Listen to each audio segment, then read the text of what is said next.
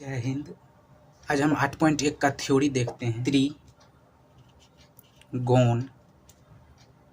और मेट्रॉन। ठीक है। त्रि का मतलब होता है तीन, गौण का मतलब होता है भुजा या कोण, मेट्रॉन का मतलब होता है मीजर। मीजर का मतलब होता है माप। तीन भुजा या कोण वाले त्रिभुज की माप। भुजा के आधार पर त्रिभुज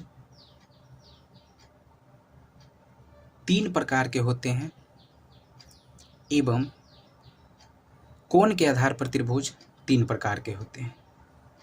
तो कोण के आधार पर त्रिभुज तीन प्रकार के होते हैं। पहला समकोण त्रिभुज, दूसरा न्यून कोण त्रिभुज, तीसरा जो होता है वो अधिक कोण त्रिभुज होता है। अधिक कोण त्रिभुज, ये कोण के आधार पर तीन होते हैं और भुजा के आधार पर तीन होते हैं। पहला समद्विबाहु त्रिभुज,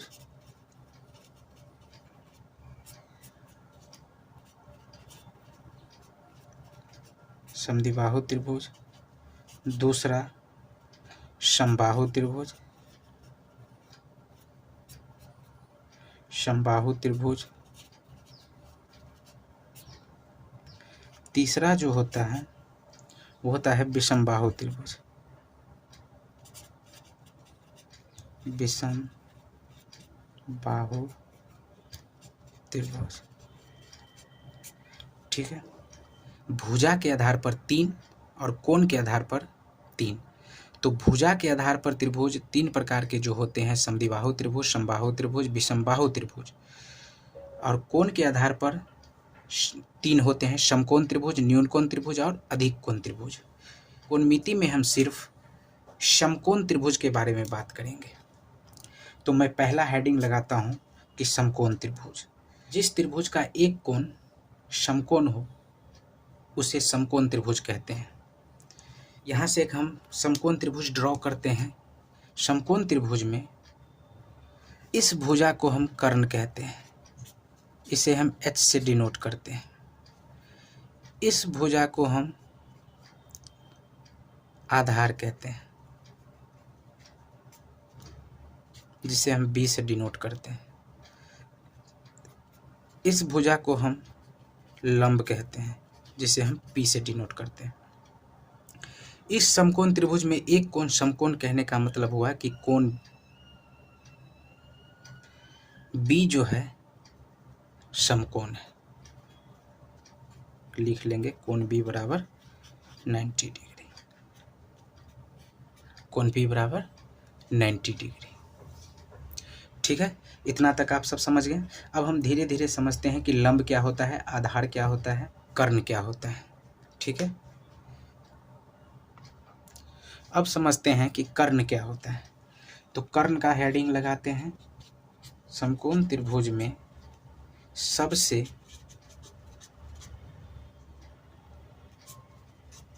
लंबी भुजा कर्ण कहलाता है। कर्ण कहलाता है। ये सब बेसिक चीज़ है, जानना जरूरी है। तो इसमें सबसे लंबी भुजा AC है, तो इसको हम कर्ण कहेंगे। AC है। ठीक है, अब समझते हैं किसी भी न्यून कोण के सामने वाले भुजा, चाहे इस न्यून कोण की चाहे इस न्यून कोण की, इस कोण C के लिए हम बात करते हैं। इस कोण C के लिए हम बात करते हैं तो कोण C के सामने वाला भुजा क्या है, AB। तो यहाँ से हम कह सकते हैं कोण सी के लिए लंब क्या हो जाएगा, AB होगा। तो किसी न्यून कोण के सामने वाली भुजा को लंब कहते हैं, कोण सी के लिए लंब AB होगा। ठीक है। हार क्या होता है,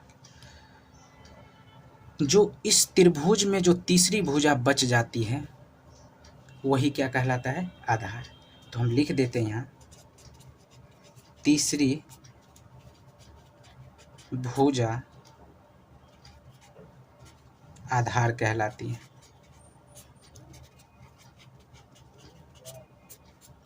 आधार कहलाती है। यहाँ तक कोई डाउट है? नहीं। तो अब हम समझते हैं कि त्रिकोणमिति क्या होता है। अब हेडिंग मारते हैं त्रिकोणमिति। किसी भी भुजा और कोण के बीच में संबंध का अध्ययन कराता है वो त्रिकोणमिति कहलाता है।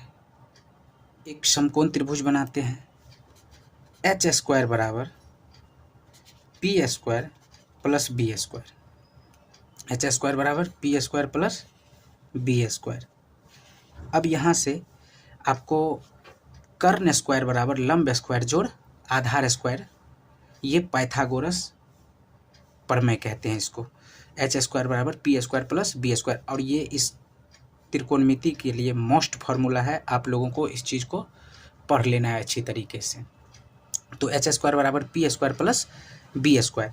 अब यहाँ से हमें पी का मान भी पूछ सकता है, बी का भी मान पूछ सकता है। तो यहाँ से हम कह सकते हैं कि पी स्क्वायर बराबर एच माइनस, यहाँ माइनस होगा, H square minus B square.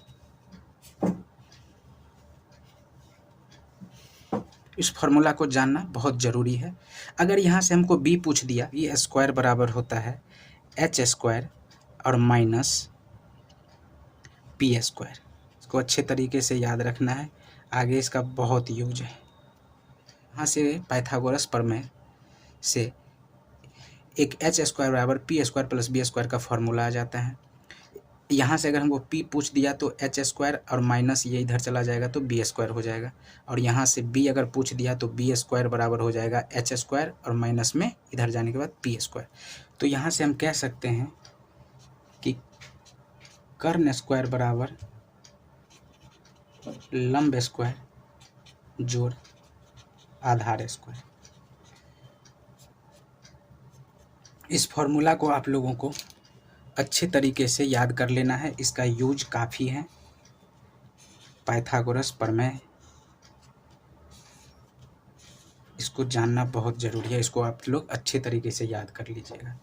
अब यहाँ से अगला टॉपिक आता है त्रिकोणमितीय अनुपात। इसको अच्छे तरीके से समझिएगा। त्रिकोणमितीय अनुपात कहते हैं किसी न्यून कोण के सापेक्ष भुजाओं के अनुपात को हम त्रिकोणमितीय अनुपात कहते हैं।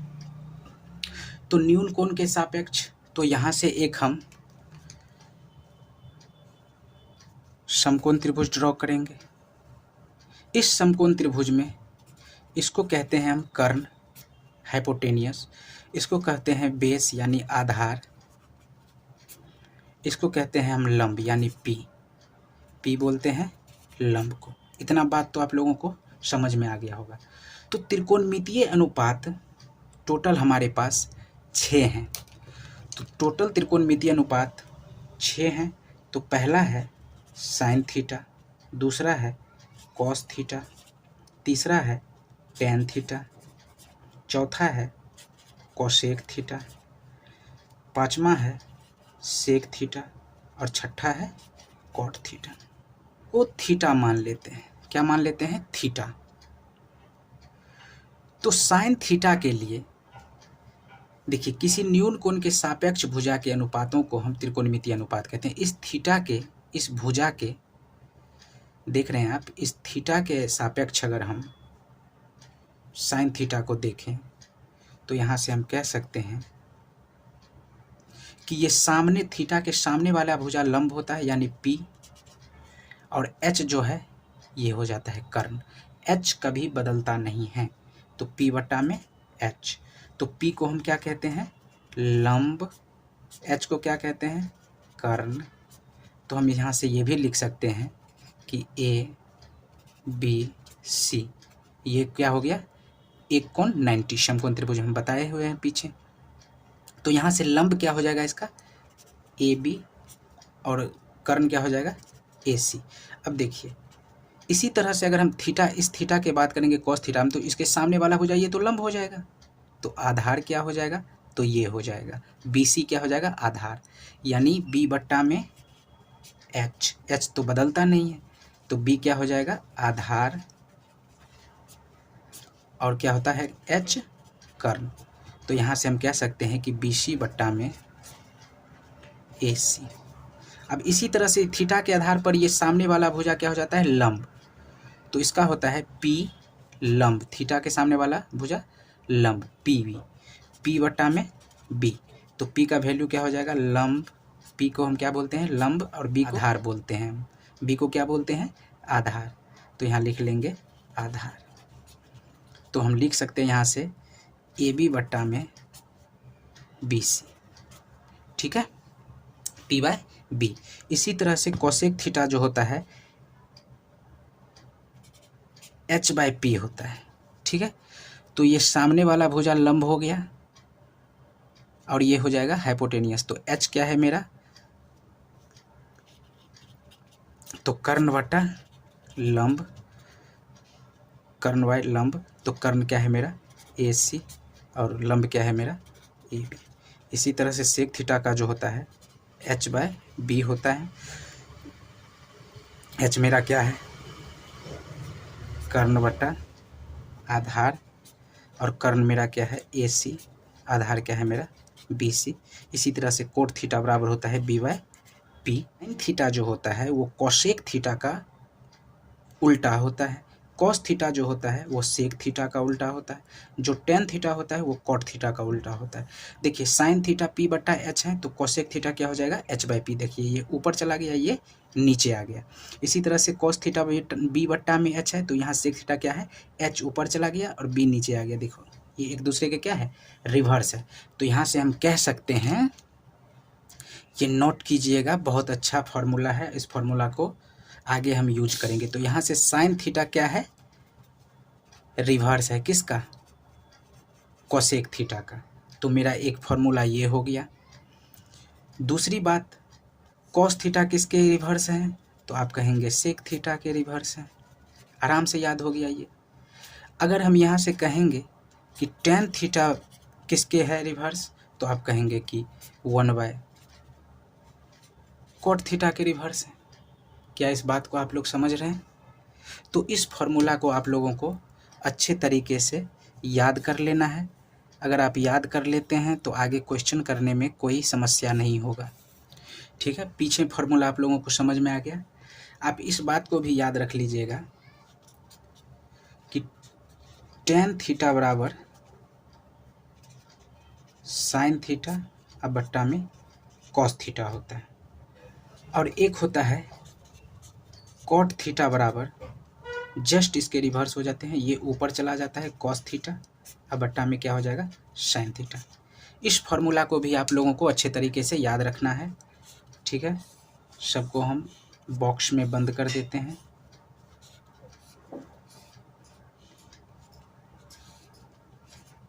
इस और एक महत्वपूर्ण फॉर्मूले का वो है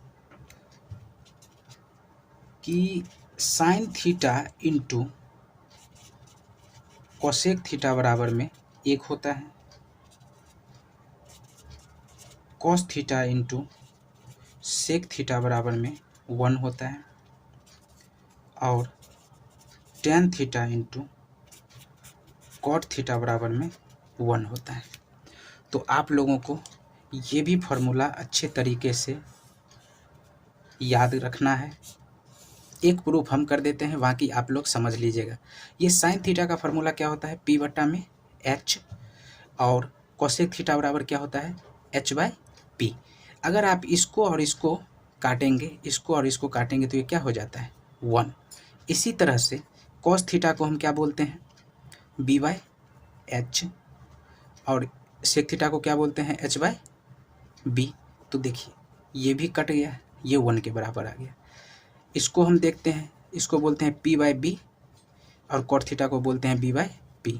देखिए सब एक दूसरे से कट जा रहा है और ये 1 के बराबर हो जाता है। तो हम कह सकते हैं कि P बट्टा एच यानी sine theta H by P cosec theta ये किसके बराबर हो सकता है? 1 के बराबर। अब हम बात करते हैं एक एग्जाम्पल का। बहुत समय हो गया है हमको थ्योरी पढ़ते हुए। क्वेश्चन कह रहा है किसी त्रिभुज ABC में कोण B 90 degree, AB 6 centimetre, BC 8 centimetre, AC 10 centimetre है, तो त्रिभुज के सभी त्रिकोणमितीय अनुपात को निकालने के लिए कह रहा है। तो यहाँ से हम कह सकते हैं कि कोण B क्या दिया है? समकोण दिया हुआ है। तो यहाँ से A, तो B क्या है इसका? समकोण है। यहाँ क्या हो जाएगा? C, तो ये कोण कितना है? 90 डिग्री के बराबर। ठीक है। और कोण B 90 डिग्री, AB का वैल्यू कितना दिया है? 6 सेंटीमीटर। ठीक है। BC का वैल्यू कितना दिया है? 8 सेंटीमीटर। AC का वैल्यू कितना है? 10 सेंटीमीटर। यहाँ तो हमको पाइथागोरस लगाने की ज़रूरत ही नहीं है। पाइथागोरस लगाने की ज़रूरत इसीलिए नहीं है क्योंकि मुझे इस समकोण त्रिभुज के परपेंडिकुलर बेस और कर्ण तीनों पहले से क्वेश्चन में दे रखा है। तो यहाँ से हमको सभी त्रिकोणमितीय अनुपात निकालना है। थ्योरी में क्या समझाएं आप लोगों को कि टोटल त्रिकोणमितीय अनुपात 6 हैं। यहाँ से क्या हो जाएगा? साइन थीटा, यहाँ क्या हो जाएगा? कॉस थीटा, यहाँ क्या हो जाएगा? Tan theta. ठीक है। और यहाँ से क्या हो जाएगा? कोसेक थीटा, सेक थीटा और कॉट थीटा। तो आप लोगों को हम 6 त्रिकोणमितीय अनुपात पीछे हम बताए हैं। आशा करते हैं कि ये बात और इसका फार्मूला आप लोग को याद होगा। तो यहाँ से ये हो जाता है P बट्टा एच, ये हो जाता है B बट्टा में एच, ये होता है P बट्टा में B, ये होता है H बाय में P, और ये क्या होता है? H बट्टा में B, और ये क्या होता है? B बाय में P। यहाँ हमको कुछ करने की ज़रूरत है ही नहीं क्योंकि यहाँ पे कोई अगर एक भुजा नहीं दिया रहता तब जाके हम यहाँ से कोई भुजा निकालते पाइथागोरस लगा के। तो यहाँ डायरेक्ट मान दिया है तो हम डायरेक्ट मान को भर सकते हैं। तो यहाँ से देखिए साइन थीटा बराबर P बट्टा एच, यानी P बोले तो AB और H बोले तो AC। तो हम कह सकते हैं कि AB बट्टा में AC यानी 6 बट्टा में 10। अच्छे तरीके से समझ में आ रहा है। कॉस थीटा बराबर होता है B बट्टा एच, तो B यानी B ये हो गया, तो 8, H का वैल्यू 10, तो 8 बट्टा में 10। अब यहाँ से बोलिए P बाई B, तो P का वैल्यू कितना है? 6, B का वैल्यू कितना है? 8, तो यहाँ से क्या हो जाएगा? 6 बट्टा में 8। कोसेक थीटा क्या हो जाएगा? H बाय P, तो H का वैल्यू क्या है? 10, P का वैल्यू क्या है? 6, फिर H का सेक थीटा का H बाई B, तो H का वैल्यू क्या है? 10, B का वैल्यू क्या है? 8, फिर से कोट थीटा का क्या होता है? B बाई P, तो B का वैल्यू कितना है? 8, P का वैल्यू कितना है? 6, तो ये क्या बन जाएगा? 8 बट्टा 6। ठीक है। इस तरह से भी क्वेश्चन पूछे जा सकते हैं। नहीं तो आपको यहाँ से 2 भुजा दिया रहेगा, यहाँ से 2 भुजा दे देगा, आपको बोलेगा या तो कर्ण निकालिए। का एक क्वेश्चन हम देख लेते हैं।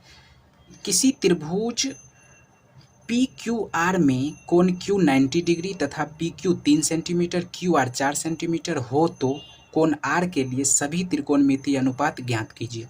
आप यहाँ इस क्वेश्चन में देख रहे हैं कि कोण PQ कोई एक साइड दिया हुआ है, कोण QR दूसरी साइड दिया है। तो जब तक हम तीसरी साइड नहीं निकालेंगे तब तक सभी त्रिकोणमितीय अनुपात नहीं निकाल सकते हैं। तो यहाँ से हम एक समकोण त्रिभुज लेते हैं।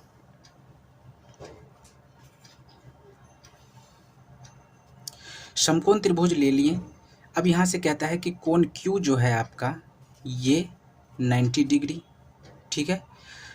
जब ये 90 डिग्री हो गया Q, तो यहाँ से हम लिख लेते हैं P और ये R। ठीक है।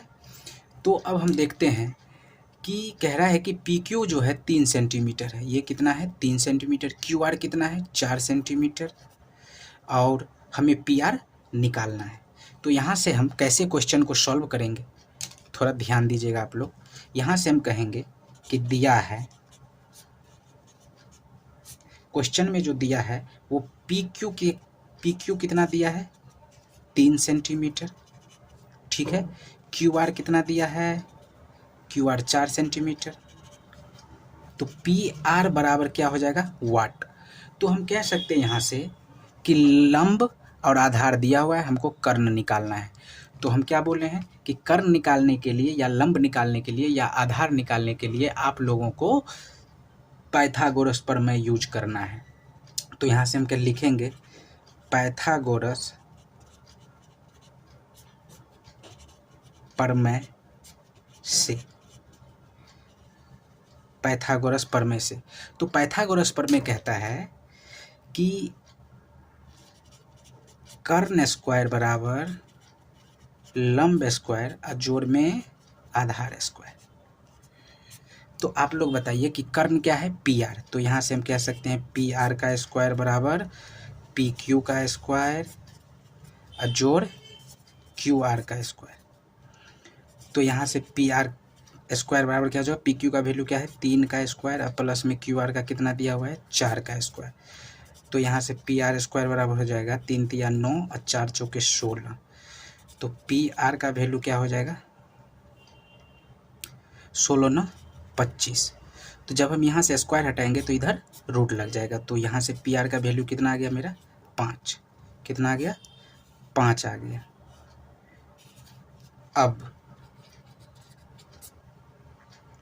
पहला क्या है मेरा साइन थीटा, दूसरा क्या है कॉस थीटा। तो साइन थीटा, तो थीटा हम कह रहा है कि यहाँ आर के लिए, तो यहाँ पे हम कहेंगे कि थीटा के जगह पे क्या लगा देंगे आर। क्या लगा देंगे आर। तो साइन आर कॉस आर, उसके बाद टेन आर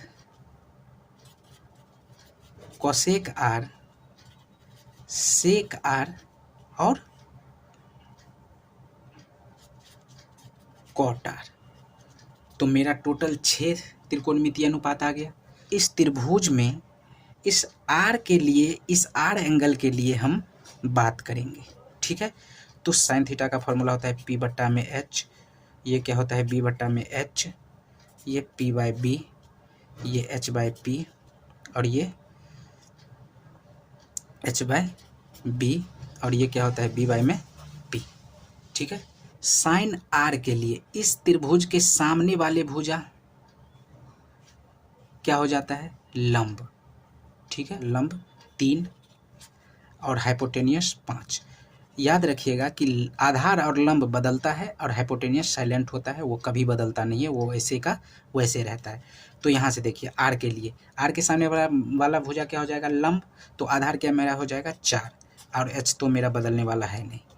अब देखिए 10 आर के लिए, तो आर के लिए हो जाएगा पी, तो पी मेरा क्या है 3 और बी क्या मेरा हो जाएगा 4, ठीक है। तो यहाँ से कोसेक का क्या हो जाएगा, तो कोसेक के आर के लिए तो कोसेक का होता है H by B, H by P 5 है और पी क्या हो जाएगा सामने वाला भुजा 3, ठीक है। अब सेक थीटा का एच बाई बी होता है, तो एच तो हमारा बदलने वाला है नहीं, तो हम लिख लेते हैं 5। अब देखिए आर के लिए ये सामने वाला लंब हो गया, तो बी तो मेरा ये 4 सेंटीमीटर हो जाएगा। तो यहाँ से क्या हो जाएगा ये मेरा 4। तब यहाँ से हम देखते हैं कॉट थीटा के लिए सामने वाला भुजा आर एंगल के लिए सामने वाला भुजा पी क्यू हो गया और हमको चाहिए क्या आधार। तो आधार क्या मेरा हो जाएगा, ये लंब हो गया तो ये आधार, तो 4 और लंब क्या हो जाएगा मेरा 3। इनका आंसर हुआ, ठीक है। मिलते हैं नेक्स्ट टॉपिक 8.2 में।